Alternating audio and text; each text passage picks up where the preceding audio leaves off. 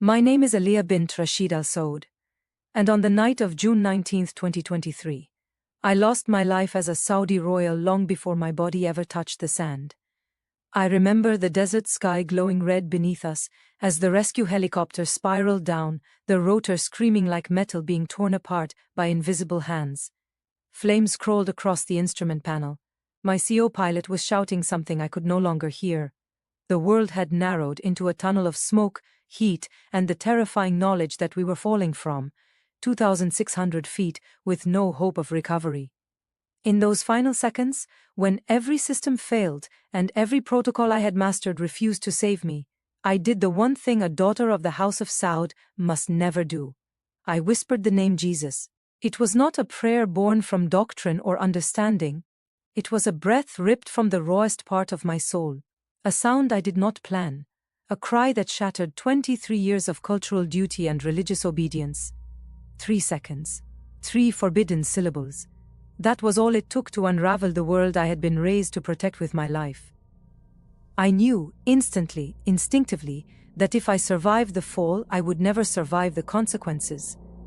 The fire spread down the console, licking at my flight suit. The desert below rushed upward, a vast ocean of darkness waiting to swallow us whole. Somewhere between the roar of collapsing metal and the violent shaking of the cabin, a single certainty hit me with the force of a revelation. I had finally reached the end of myself.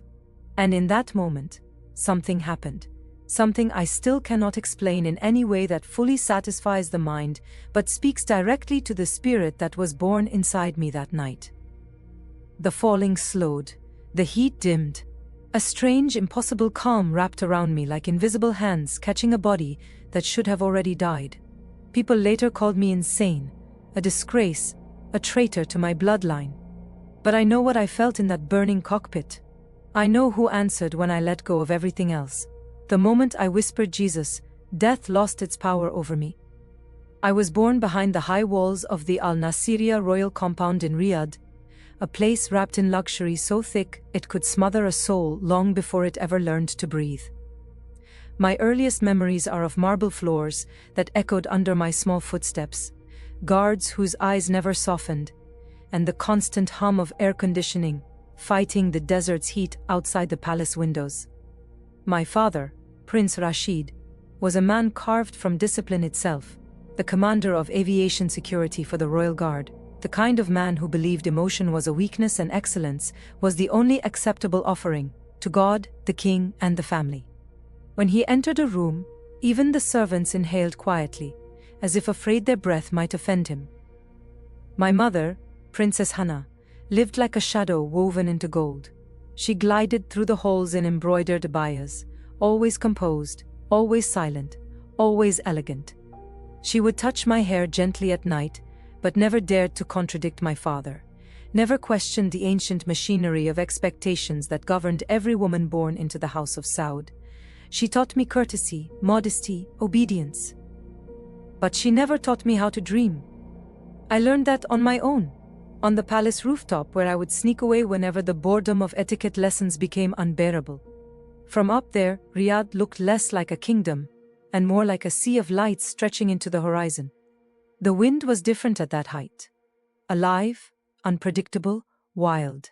And sometimes, if the timing was perfect, I would hear the thunderous echo of rotor blades long before I saw the black silhouette of a Royal Guard helicopter slicing through the sky. I would stand barefoot on the warm tiles, eyes fixed upward as the aircraft descended toward the private landing pad, the thump-thump-thump vibrating through my chest like a second heartbeat. I was 10 years old when I leaned over the edge of the rooftop and whispered to myself, "One day, I'll be up there." It felt ridiculous, impossible, unthinkable. Royal daughters did not become pilots, they became wives, yet even then, there was something in me that resisted the invisible leash around my ankle. While other royal girls memorized poetry, I memorized the sound of different engines. While they practiced calligraphy, I traced flight paths in the air with my finger, imagining the heat rising off the desert at dawn. While they learned the subtle art of silence, I learned how wind spoke against the skin. By the time I turned 12, even my father's pilots noticed. One of them, an old veteran named Captain Murad, watched me observing the aircraft during a training demonstration, and said with a strange look, "This one, she listens to the sky." My father dismissed the comment with a cold laugh, as if the idea itself was offensive. "She will learn to listen to her husband," he replied. Everyone around him nodded, but something inside me hardened that day, not in rebellion, not yet, but in quiet recognition that the life waiting for me did not fit the shape of my soul. I was 16 when the predetermined path for my life finally began tightening around my throat. My father announced it casually over dinner, as though he were commenting on the weather. I would be sent to Switzerland to study international relations, a clean, polished pipeline that would prepare me to become a diplomatic ornament, a wife presented at receptions, a woman useful only in silence and strategic alliances. My mother lowered her eyes, as if the decision had been carved into stone by angels themselves. I stared at my plate and felt something inside me shrink, fold, and finally fracture. It wasn't that diplomacy was a curse. It was that the life they wanted for me felt like a cage where the bars were made of gold, too beautiful to question, but too rigid to escape. That night, I climbed back to the rooftop, the one place where truth felt safe enough to speak its name. The city lights pulsed below like a living heartbeat, and the warm desert wind pushed strands of hair into my face. Somewhere, in the distance, a Royal Guard helicopter was cutting through the dark, its strobing lights flickering like tiny stars. The ache in my chest was sharp, almost physical. "I'm meant for that sky, not that marriage," I whispered. For the first time, the words did not sound like rebellion. They sounded like destiny. 2 years later, at 18, I defied the unspoken laws of my bloodline. Without informing my parents, I submitted an application to the Royal Guard Aviation Academy, an institution that had never accepted a woman from the royal family in its entire history. I lied to the admissions panel, telling them my family supported my career, and I forged the signature of my father's assistant just to complete the paperwork. I still remember the moment the acceptance email arrived. I was sitting in my bedroom, halfway through a lesson on diplomatic protocol, when my phone vibrated. My hands trembled as I opened it. "Congratulations, Cadet Aaliyah Rashid. Report for evaluation." For a moment I could not breathe. The world felt too small, too fragile, too unreal to hold such a miracle. The evaluation process was brutal. They wanted to break us before they built us. Simulators shook violently, throwing us into sandstorm conditions, engine failures, power loss scenarios, tail rotor malfunctions. Men who had served in combat units washed out on day 3. I survived because I was too stubborn and too terrified to admit defeat. When the instructors discovered my identity on day 5, their eyes widened with a mixture of awe and fear. One of them pulled me aside and whispered, "Princess, if you fail, it will crush your family's honor. Are you prepared for that burden?" I looked straight at him and said, "I'm prepared to fly." Training became my entire world. My body hardened, my instincts sharpened, and my mind learned to dance with the sky.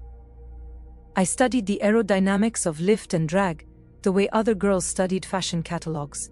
I practiced emergency auto-rotation, until the motion felt like second nature, until the idea of losing an engine no longer paralyzed me. I learned how sandstorms formed, how humidity changed rotor sound, how to read the wind on my skin before it touched the instruments. When we were finally cleared to fly solo, I could feel the helicopter responding like a living creature, as though it recognized me. I had never felt so completely myself. I was 19 when I became the first woman in the Royal Guard Aviation program to score in the top 10 of the Advanced Flight Assessment. Newspapers were not allowed to publish my name because of the political sensitivity, but inside the academy walls, everyone knew. Male cadets tried to challenge me, and some tried to intimidate me, but none of them ever outflew me. For the first time in my life, I was not a princess. I was not a daughter being groomed for diplomatic obedience.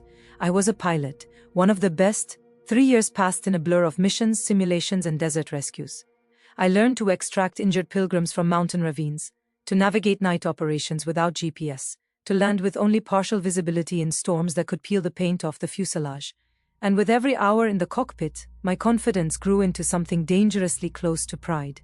I believed I could outrun any storm, outfly any threat, outmaneuver fate itself. I did not know it then, but confidence without humility is just another form of blindness. And blindness, in a cockpit, is the first step toward disaster. In the first week of June 2023, the sky began behaving like something troubled. It started with a strange vibration during a routine morning patrol, so faint that any other pilot might have ignored it. But it hummed through the frame like a heartbeat out of rhythm. I reported it to maintenance, and they ran diagnostics, but everything looked perfect. "Maybe it's just the heat," one technician said, wiping sweat from his brow. But I had flown through summers hotter than this. Heat didn't whisper like that. 2 days later, while returning from a supply drop near Al-Hufuf, the compass spun a full circle without warning, completing 3 rotations before locking itself back into place. The sky was clear, the wind steady, no magnetic interference on record. Still, the instruments acted as if we had passed through an invisible field. My CO pilot stared at the screen, confused. "Maybe a software glitch," he muttered. I nodded even though unease crept into my bones. Machines rarely lie. They simply reveal what we're too proud to believe. Then came the radar anomaly. We were flying low across open desert when a black dot appeared on the ground mapping display, an object moving parallel to us, keeping pace exactly, though there was nothing visible outside. I circled twice, lowering altitude, scanning the sand for any sign of debris or a stray vehicle. The desert stretched empty in every direction, untouched and silent, but the black dot remained, gliding with us like a shadow that refused to be shaken. "Ghost echo," the technician said later. "Happens sometimes," but his voice was thin, uncertain. The final warning arrived from an unexpected place. An elderly mechanic named Yusuf, who had worked on helicopters longer than I had been alive, pulled me aside after an inspection. His fingers were stained with oil, his gaze heavy with something that felt like superstition and experience woven together. "Princess," he whispered, looking around to make sure no one heard. "The storms this month, they carry a different kind of wind. If a pilot gets caught in one, not even Allah himself can pull them out." I laughed politely, but inside something tightened. Yusuf had never spoken like that before. By then the signs were everywhere, on the instruments, in the sky, in the uneasy silence of men who had seen too much. I should have paid attention. I should have listened.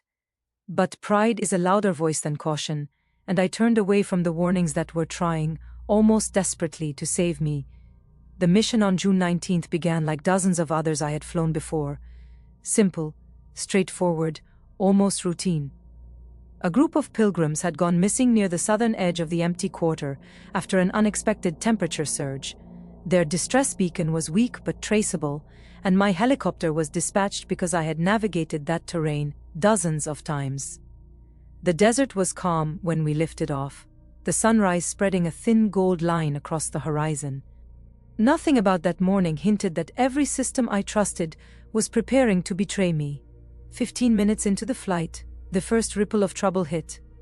The compass twitched, not spinning fully as it had before, but jerking a few degrees to the left and then to the right, as if being pulled by invisible strings. My CO pilot frowned and tapped the casing, the universal gesture pilots use when they hope a machine will fix itself through intimidation. It didn't. The reading steadied but left a strange aftertaste of doubt in my mind. I logged it. I moved on. It felt like a small thing, the kind of anomaly we joke about over coffee. I didn't realize it was the first thread being pulled from the fabric that held us in the sky. 10 minutes later, as we banked lower toward the coordinates, a harsh alarm erupted. Engine 2 overheat. At first I thought it was a false reading from the summer heat bouncing off the dunes. Then the temperature needle surged past the safe limit. The engine coughed, choked, and then shut down completely. Sudden silence filled the right side of the aircraft like a vacuum swallowing sound. My heart lurched. Losing one engine wasn't fatal. We trained for that. But not here, not in shifting desert winds. I initiated the standard restart sequence. Hands steady, breath controlled. No response. A second attempt. Nothing. The helicopter tilted slightly as the remaining engine strained to compensate. My CO pilot shot me a look that hovered between fear and disbelief. 2 failures in 25 minutes. Machines don't behave like that unless something is deeply wrong, but the desert wasn't finished with us yet. As we descended to check a possible heat signature on the sand, a sudden blast of upward wind slammed into the tail rotor. An unpredictable thermal pocket, the kind that forms when scorching dunes release heat too fast. The impact shook the aircraft so violently that a wrench clattered across the cabin floor. The tail swung 30 degrees off-axis before I fought it back into alignment. The pedals vibrated beneath my boots like a living thing thrashing to break free. My muscles strained, my pulse raced. Still, I held the aircraft steady, pretending the situation was under control. "Princess, should we turn back?" my CO pilot asked, his voice thin, almost pleading. "No," I said too quickly, the words slicing out of me like instinct rather than wisdom. Turning back would be an admission of fear, of inadequacy, of failure. I had built my entire identity on competence, on being the girl who didn't crack, the pilot who never panicked, so I forced my breathing to even out, forced my voice to steady, forced the lie to sound like confidence. "We're fine," I told him. "We continue." But deep inside, beneath the rigid discipline and the polished skill, something cold began coiling in my stomach. A whisper of truth I refused to say aloud. The sky was shifting, the desert was watching, and control, the thing I had clung to my entire life, was slipping, grain by grain, through my fingers. The moment the storm rose, it rose without warning, like a living beast exploding out of the sand. 1 second the air was clear, the next it was a snarling wall of dust slamming into us with a force that felt almost deliberate. The helicopter lurched so violently that my helmet struck the side window, sending a burst of white light across my vision. The rotor pitch dropped, then surged, then dropped again, as though the blades were fighting against an unseen hand trying to twist them out of the sky. I tightened my grip on the controls, every muscle bracing for impact. "Altitude dropping, fast!" my CO pilot shouted, but the wind devoured his words, shredding them into static inside my headset.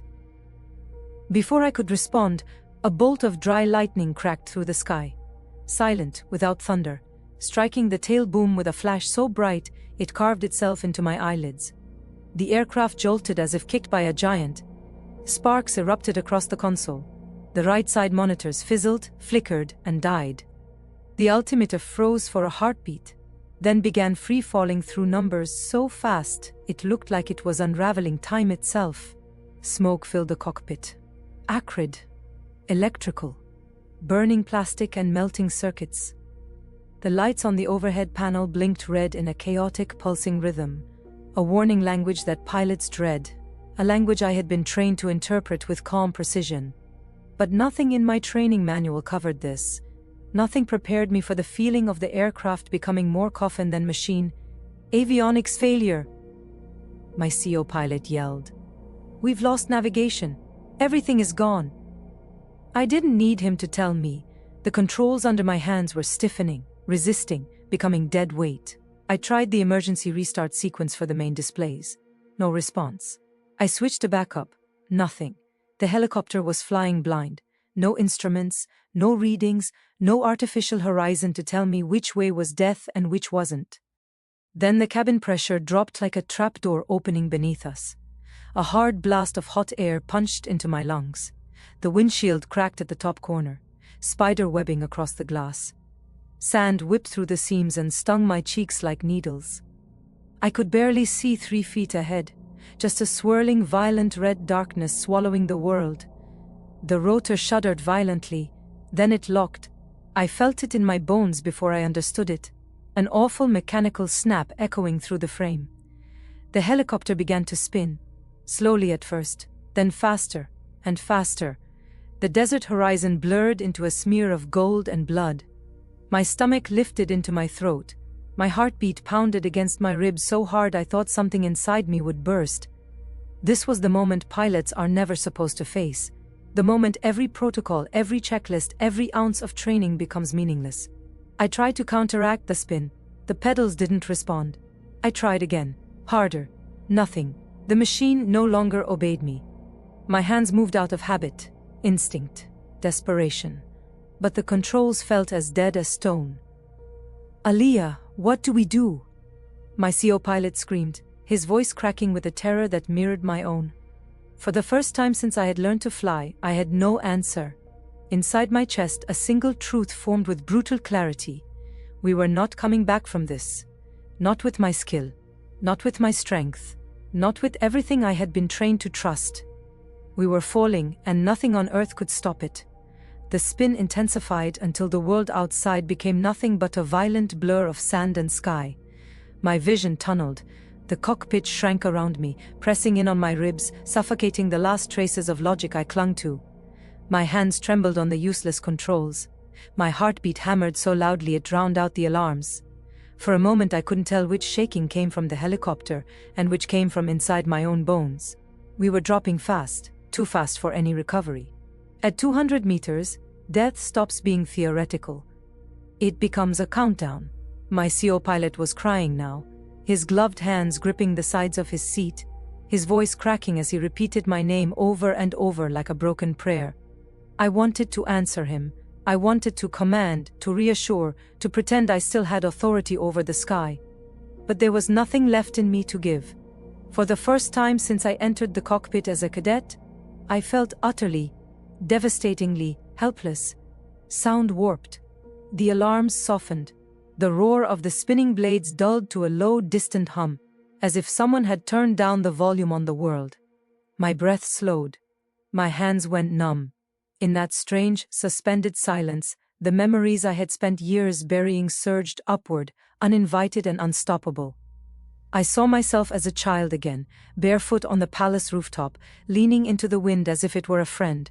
I saw my father, stern and unreachable, telling me fear was weakness. I saw my instructors teaching me that a real pilot never relinquishes control. And beneath it all, threading through the years like a faint whisper I had ignored, came the soft voice of a woman from my childhood. The Filipino housemaid, who used to braid my hair in secret when my mother wasn't looking. She had told me once, in a hushed tone meant only for me, "When you reach the end of yourself, Jesus will meet you there." At the time, I didn't understand. I barely remembered her name. She had been dismissed from the palace years ago. But now, in this burning, falling coffin of metal and fire, her words returned with the clarity of a prophecy fulfilled. I had reached the end of myself. There was nothing left, no strength, no pride, no control.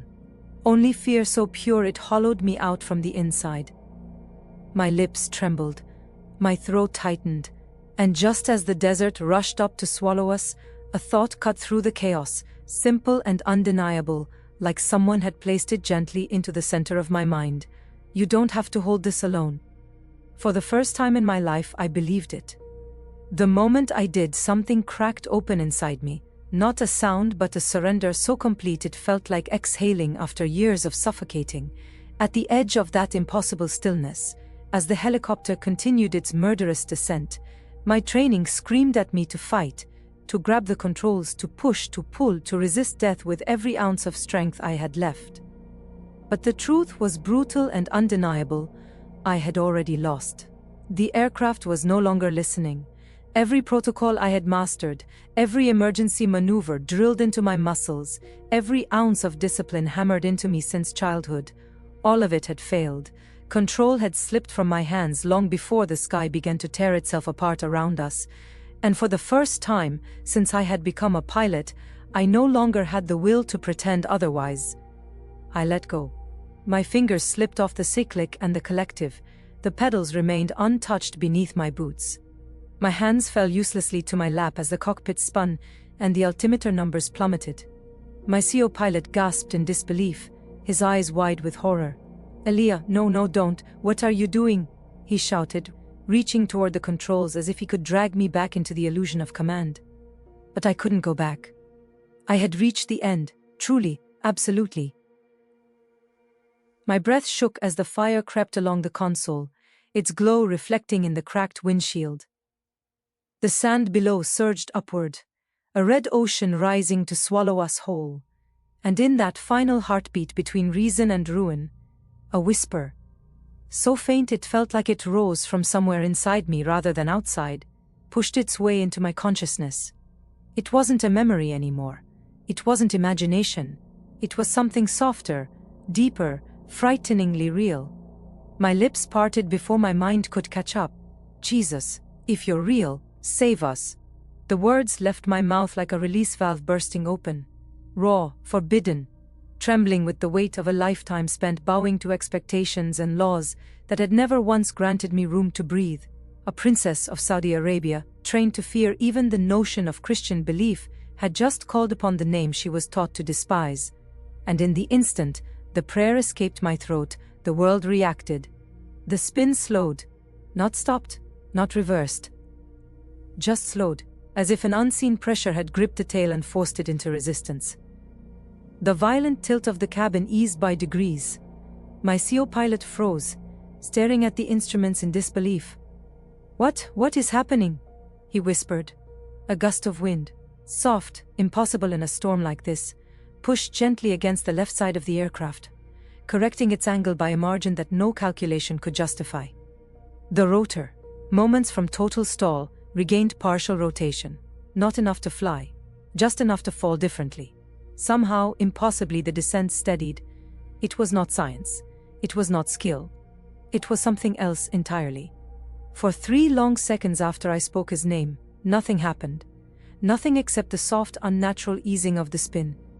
We were still falling, still surrounded by fire and sand and death, but the chaos had shifted, as if the sky itself had hesitated. It wasn't enough to save us. Not yet. But it was enough to make the impossible feel suddenly, terrifyingly near. Then the wind changed. Not the violent, snarling gusts of a desert storm, but a single, focused updraft rising from the dunes below, like a breath of cool air pushed upward from the deep belly of the earth. The helicopter jerked upward just slightly, just enough for the descent angle to soften into something survivable.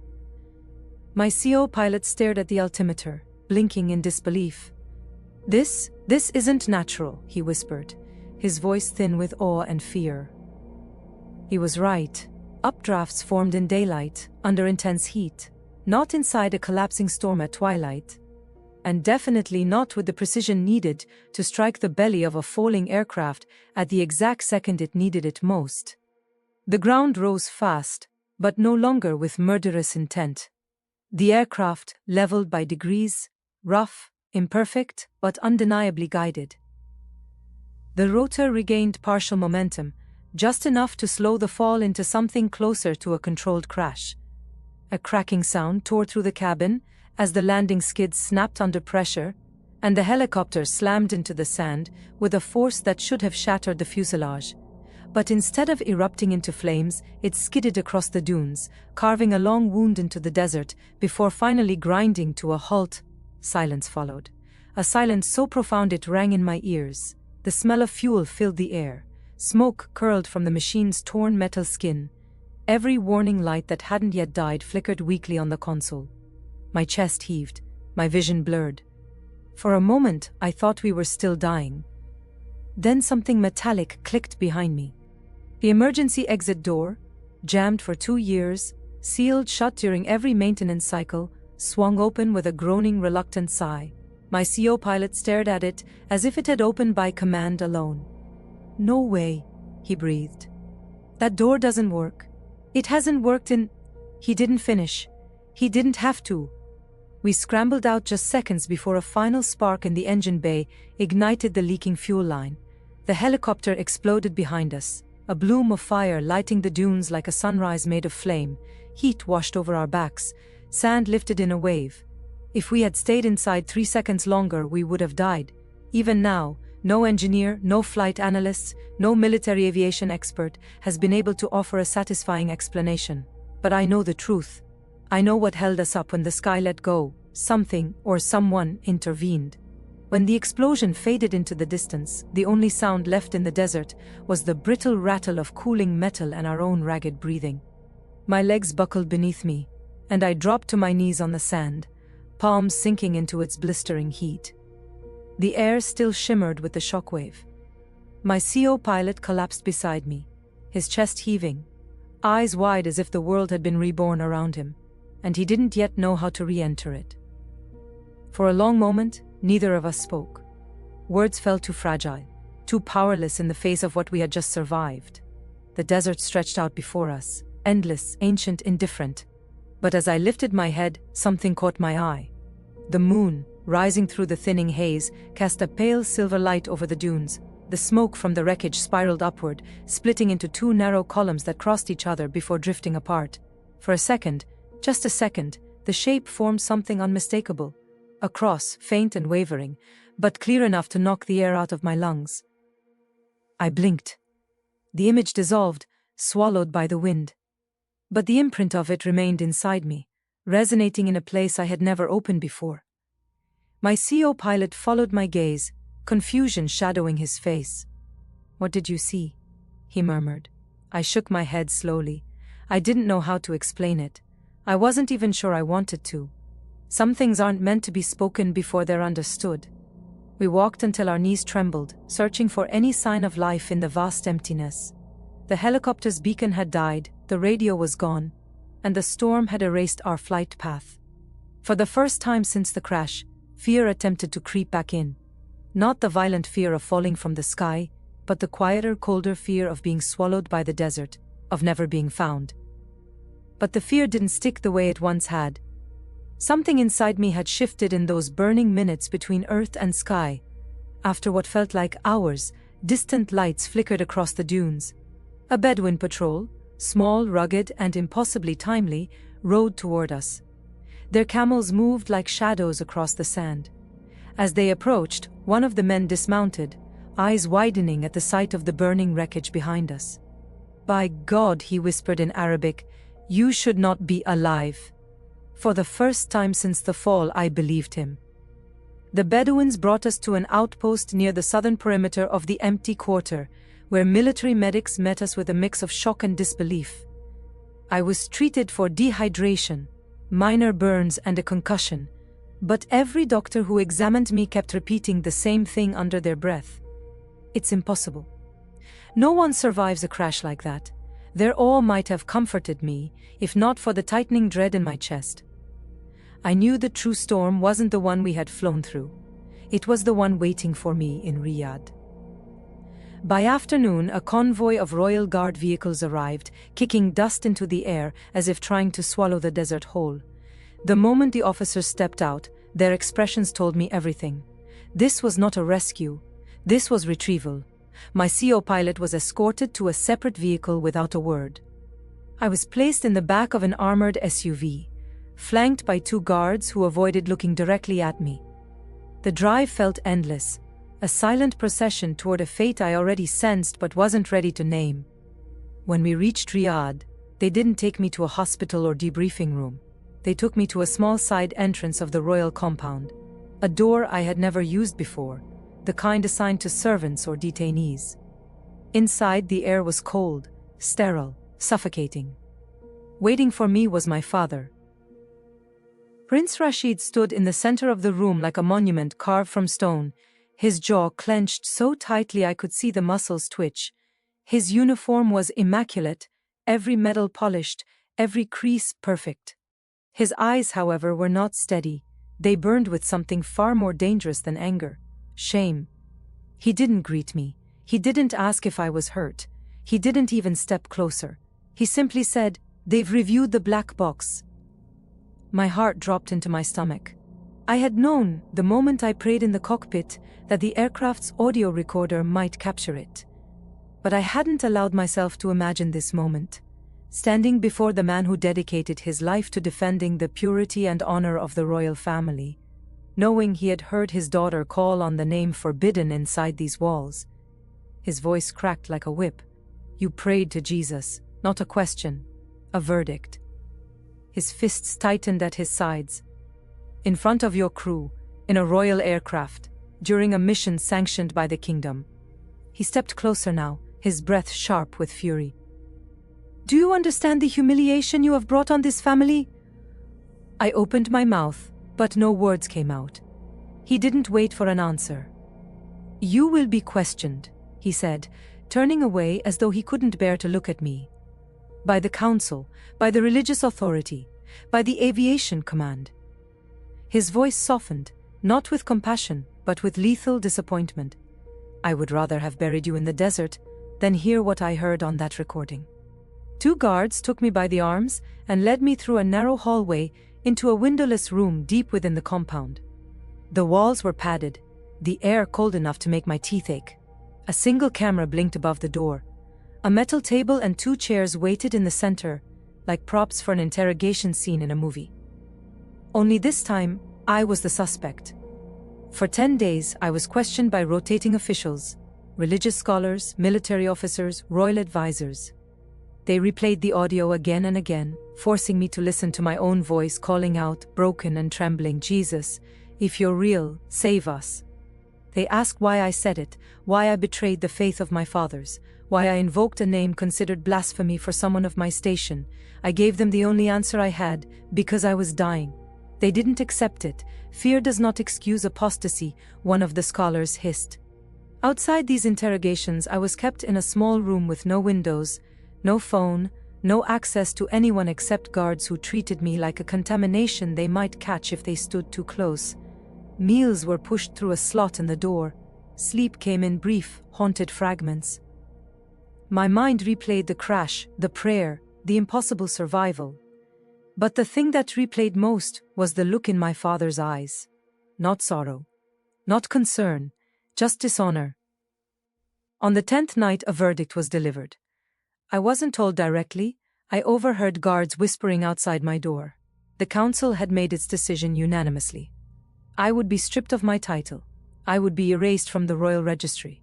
My passport revoked. My uniform rescinded. My position terminated.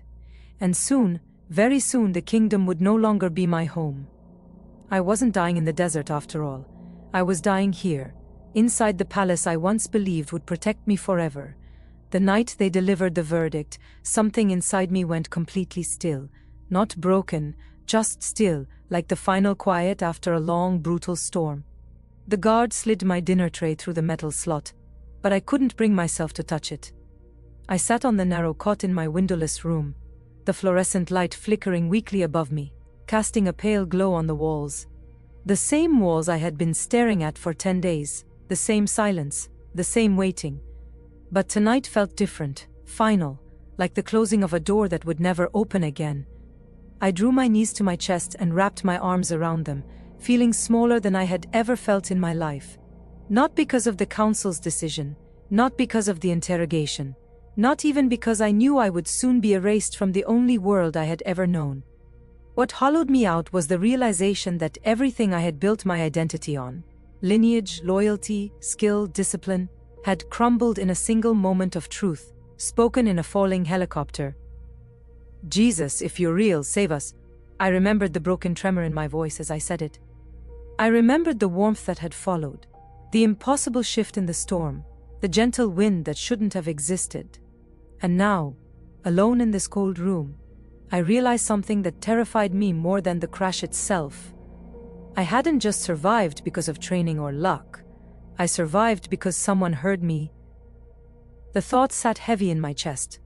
I pressed my palms against my eyes, trying to smother it, contain it, deny it. But the more I tried, the clearer it became. For the first time in my life, something deeper than fear began to rise inside me. Not rebellion, not defiance, but clarity. I had asked for help, and help had come. A tear slid down my cheek before I even felt it forming. I wasn't a woman who cried easily. Years of training had carved that out of me. But now tears came in slow, quiet waves. Not grief, not despair, recognition. Memories surfaced, small moments I hadn't thought about in years. The Filipino housemaid, whispering about Jesus on nights she tucked me into bed when my mother traveled. A strange dream as a teenager where I saw a figure standing beside me on a rooftop, though I had never told anyone. The inexplicable sense of peace I sometimes felt as a cadet when I prayed in silence without knowing whom I was praying to, threads. Each one insignificant on its own. But woven together, they formed a pattern I could no longer pretend not to see. I lay back on the cot, staring at the ceiling, with a breath that trembled between fear and acceptance. For the first time, I let myself speak into the emptiness. "I don't know you," I whispered. I don't understand any of this. But I think you saved me. The words didn't echo. They settled, warm and steady, inside the room. Something softened inside me. Something I didn't know was capable of softening. The fear of losing my title, the shame of disappointing my father, the humiliation of being interrogated, the dread of exile, all of it loosened its grip, thread by thread, as if a weight I had carried my entire life was finally being lifted. I exhaled, a long, quiet surrender. For the first time, the silence in that room didn't feel like confinement. It felt like an invitation. I closed my eyes and whispered one more sentence into the dimly lit air, not as a plea this time, but as the first honest truth of my life. Jesus, if you saved me then, I'm yours now. The room didn't change. The walls didn't shift. No light burst through the ceiling. But something inside me did, and I knew, without understanding how, that I would never be the same person again. They released me at dawn, no ceremony, no explanation, no final warning, just a guard unlocking the door, handing me a plain envelope with my exile documents inside, and walking away without a word. I stepped out into the cool morning air of Riyadh, no longer Princess Aaliyah bint Rashid Al-Saud, no longer a pilot, no longer a daughter of the kingdom, no longer anyone of significance to the world I had once been destined to serve. I walked through the gates alone. But for the first time, I did not feel alone. The sky above the city glowed with the first light of sunrise. The same sky I once believed belonged to me. The same sky I fell through. The same sky that held me when nothing else could. I stopped, lifted my face toward it, and let the warmth rest on my skin. I had lost everything, my title, my future, my family's honor, my entire life as I knew it. But what I gained was something I never expected to find in the wreckage. Peace so steady it felt like breath, like dawn, like truth. Today I live far from Saudi Arabia, in a quiet corner of the world where no one knows my former name. I work at a small aviation workshop. I rent a modest room. I walk to church on Sundays. And every night before I sleep, I whisper the same prayer I first whispered inside a falling helicopter. Jesus, thank you for saving me, twice. If you're listening to my story, I want to ask you something, gently but honestly. What storm are you falling through right now? What control are you clinging to that has already failed you? What part of your life is spinning out of your hands? I reached the end of myself, at 200 meters above the desert, and only then did I discover I had never truly been alone. If this testimony touched something in you, share it with someone who needs hope today. Click like so others, lost in their own storms, can find this message, and subscribe for more true stories. Stories that remind us we are not in control, and that sometimes the greatest miracle begins the moment we finally let go.